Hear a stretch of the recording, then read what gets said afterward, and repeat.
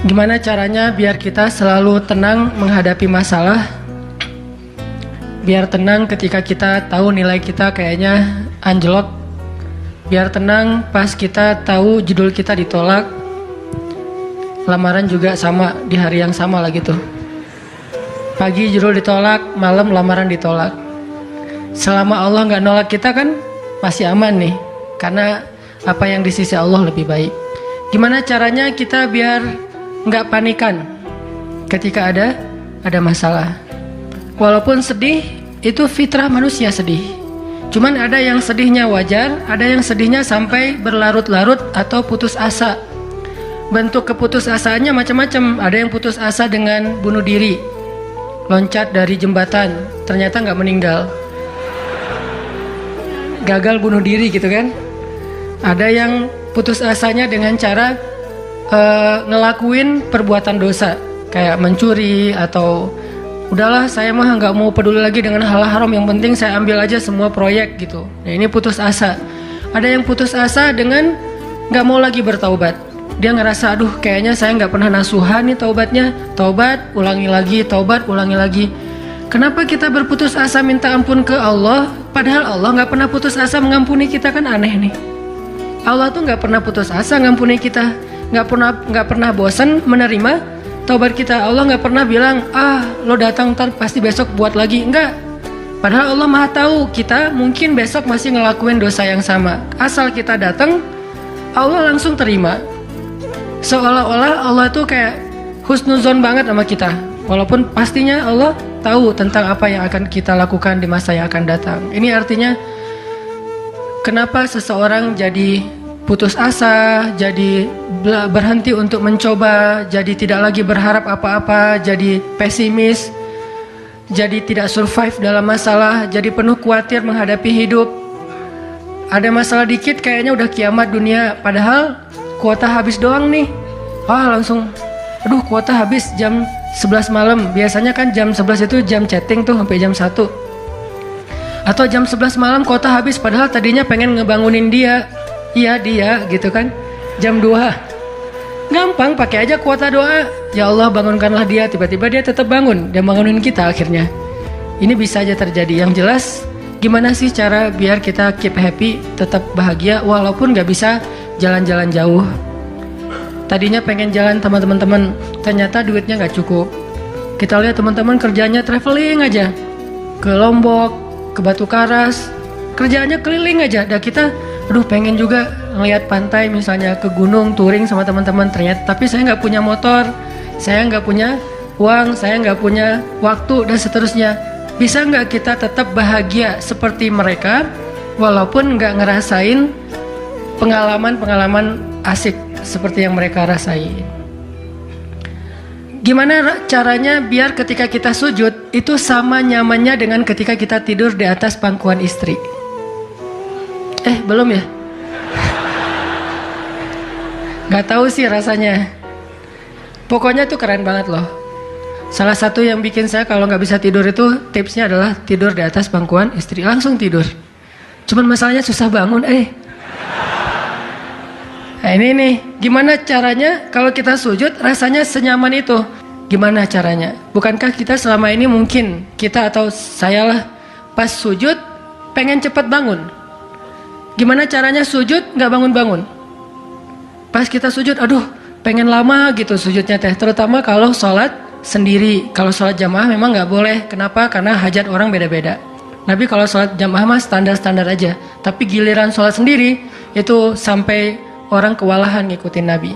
Dan itu bukan cuma Nabi, sahabat juga kayak gitu. Siti Aisyah, istri Nabi itu. Siti Aisyah itu pernah sholat duha kurang lebih 4 jam. Itu cuma baca 1 ayat doang loh. Famanallahu alaina wa waqana adzabas samum. Dia baca sendiri, agak keras karena dia di dalam rumah sendiri. Lewat seorang sahabat lewatin rumah Aisyah mau ke pasar, mendengar Aisyah lagi sholat. Famanallahu alaina wa waqana adzabas samum. Nangis. Akhirnya sahabat ini pergi ke pasar. Dia belanja segala macam, balik lewat lagi rumah Aisyah. Setelah kurang lebih 2 jam, pas dia lewat lagi rumah Aisyah, dia masih mendengar Aisyah membaca kalimat Famanallahu alaina wa waqana adzabas samum. Nangis lagi. Jadi 1 rakaat dengan 1 ayat itu bisa 2 jam, 3 jam yang dilakukan oleh para sahabat. Kenapa kok betah banget? Sama kayak kita betah banget nonton film, betah banget dengerin musik kesukaan kita, diulang-ulang lagu yang sama kan ya. Mungkin 1 lagu itu durasinya sebutlah 2,5 menit, 2,5 menit. Tapi diulang-ulang bisa sampai setengah jam mendengar lagu yang sama. Bukan 1 album, 1 lagu. Kenapa kita betah? Nah, gimana caranya kita juga dapat kebetahan kayak gitu ketika dengerin bacaan Al-Quran, ketika kita membaca Al-Quran sendiri, ketika kita sholat. Sampai ada istri Nabi sholat sambil ngikat badannya di dinding. Jadi dia bikin tali ke dinding gitu, terus dia ikat badannya, sehingga kalau dia udah gak kuat lagi, dia bersandar dengan ikatan tali di badannya, saking lamanya berdiri sholat. Coba bayangin, berarti kan semalaman tuh. Kalau udah gak kuat, dia berdiri itu sambil badannya keikat di tali. Dan Nabi melihat itu menangis karena melihat kesungguh-sungguhan para sahabat dan sahabiat dalam beribadah kepada Allah. Dan itu bukan paksaan siapapun. Nabi gak pernah maksa kayak gitu. Mereka sendiri berinisiatif. Jadi tutorialnya dibikin sendiri gitu. Saya sholat kalau malam-malam kayak gini jadi agak gak kuat, atau saya lagi sakit nih, lagi lemes nih, lagi kurang makan. Ya udah deh, agar tetap bisa berdiri, dia ikat tali, dia ikat ke badannya, terus berdirinya kayak orang-orang setengah sadar gitu. Nah, ini menunjukkan ada kenikmatan yang luar biasa yang mereka dapetin ketika mereka dekat dengan Allah Subhanahu wa taala. Gimana sih caranya biar kita bisa kayak gitu? Gimana caranya kita entertain kita itu adalah zikrullah. Boleh-boleh aja kita entertainnya nonton film, dengerin musik-musik yang positif.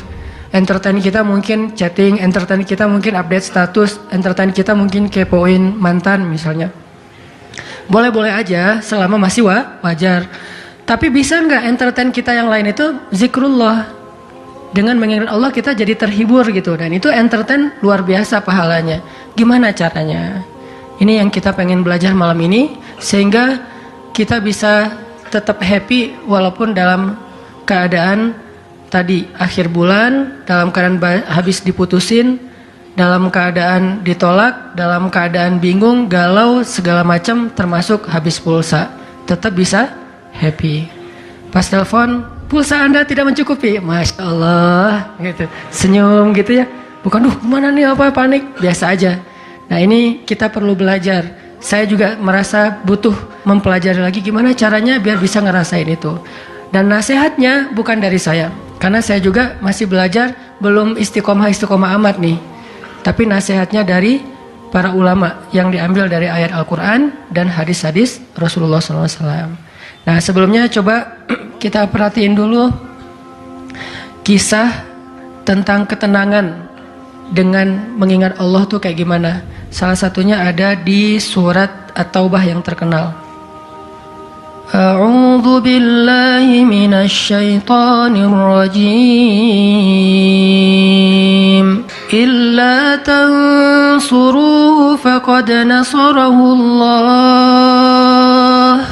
إذ أخرجه الذين كفروا ثاني اثنين إذ هما في الغار إذ يقول لصاحبه لا تحزن إن الله معنا فأنزل الله سكينته عليه وأيده بجنود لم تروها وجعل كلمة الذين كفروا السفلى وكلمة الله هي العليا والله عزيز حكيم.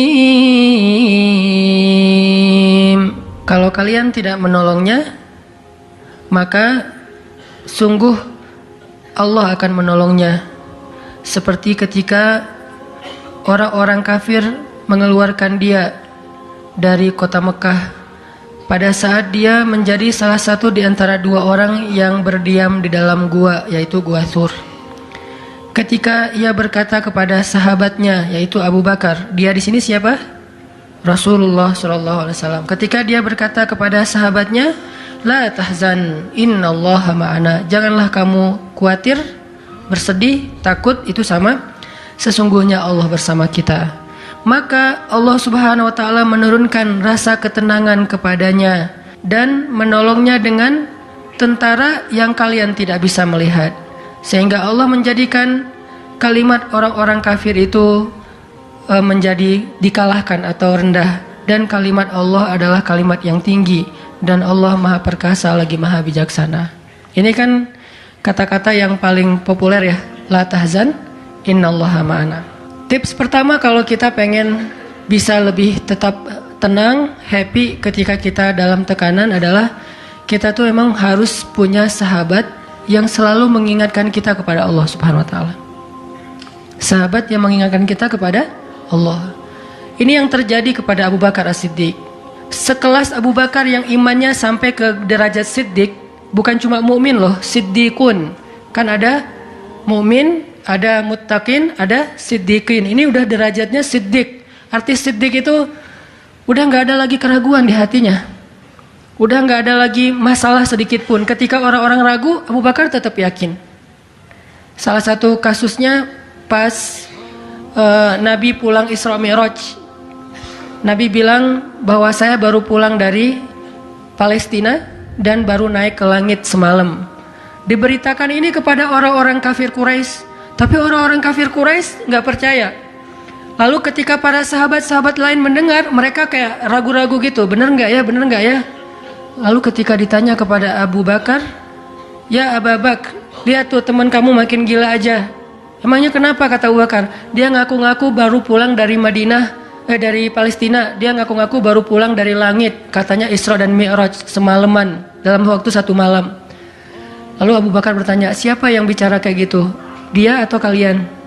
Kata mereka, Muhammad yang ngomong kayak gitu langsung kepada kami. Kata Abu Bakar, kalau Muhammad yang ngomong kayak gitu, maka benar. Dia nggak mau tanya gimana caranya, berapa lama waktunya, kapan, siapa yang membawa dia. Nggak nanya apapun. Kalau Muhammad yang ngomong, maka itu benar. Ini artinya siddiq, nggak banyak tanya, percaya banget.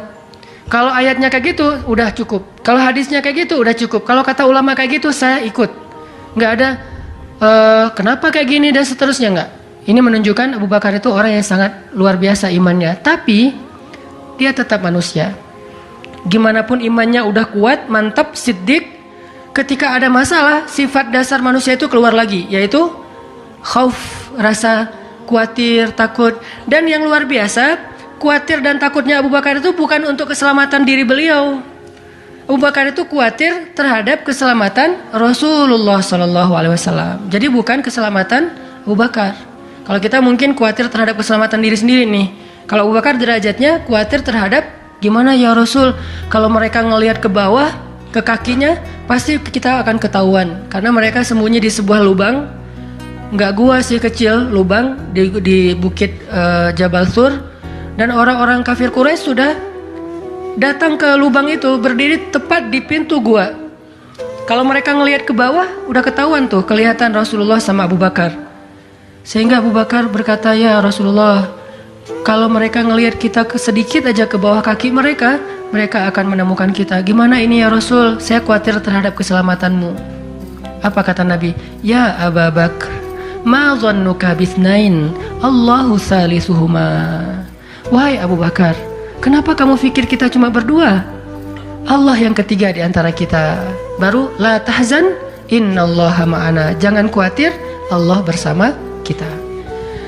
Kata-kata ini kalau diucapkan oleh orang solih pada waktu yang tepat ketika kita ngalamin satu masalah besar, itu akan luar biasa memberikan efek ketenangan buat kita. Tapi waktu yang tepat. Kalau normal-normal aja kayaknya agak kurang ngaruh nih. Makanya kata-kata kayak gini itu timingnya tuh harus pas. Dan yang mengatakan orang yang memang punya aura kesolehan yang luar biasa. Sekelas Rasulullah kurang apa? Itulah sebabnya kenapa kita harus punya banyak, atau setidaknya kita punya seorang sahabat, seorang teman yang solih, yang sering mengingatkan kita. Minimal istri. Kenapa? Karena kalau kita galau dalam urusan kerjaan, nanti pas kita pulang ke rumah, yang akan bilang la tahzan innallaha ma'ana adalah pasangan kita. dengan nada yang lembut, dengan senyum yang khas, dengan dekapan yang mungkin penuh kasih sayang, itu benar-benar bisa bikin kita tenang. Gak tahu tenang karena kata-katanya atau dekapannya nih, saya juga bingung. Dua-duanya kali ya. Dia bilang, la tahzan ya azizi. Panggilan buat suami bahasa Arabnya yang lembut tuh azizi. Bukan al-aziz ya, al-aziz mah nama orang. La tahzan ya azizi atau ya habibi atau ya albi. Albi itu artinya jantungku. Jangan dipakai deh, biar saya aja yang pakai itu. La tahzan. Jadi misalnya kayak suami galau tentang kerjaan. Mah, papa lagi galau nih. Kenapa, Pak? Di kantor itu kemarin kita ada tawaran proyek. Cuman proyeknya kayaknya cara untuk ngedapetin proyek itu cara-caranya tuh agak-agak kurang baik gitu. Ada suap segala macam. Tapi itu proyeknya untung besar loh, Mah. Nah, kalau kita nggak suap, kita nggak akan dapat proyek itu. Ini gimana nih, Mah? Diambil nggak? Kan galau nih, udah istikharah belum mantap nih hatinya. Istrinya yang bilang, Papa, Allah yang kasih kita rezeki. Kalau Papa ninggalin sesuatu karena Allah, Allah akan ganti dengan yang lebih baik. Pasti dari booster ya, Mah. Nyontek gitu ya. Kalau dia ngomong kayak gitu kan jadi mantep nih. Kayak saya juga pernah ngerasain lagi kayak sedih gitu, lagi galau karena satu urusan. Istri mengatakan, udah serahin aja sama Allah. Kan jadi mantap kan hatinya. Hal-hal yang kayak gini nih, kalau belum punya pasangan, temen. Sehingga Nabi mengatakan, almar'u ala dini khalilih. Seseorang itu bergantung loh kepada tingkat kesolehan temennya. Kalau temennya soleh, insya Allah dia akan terjaga oleh teman itu ketika dinasehati, diingatkan. Saya aja ngerasa banget yang kayak gitu.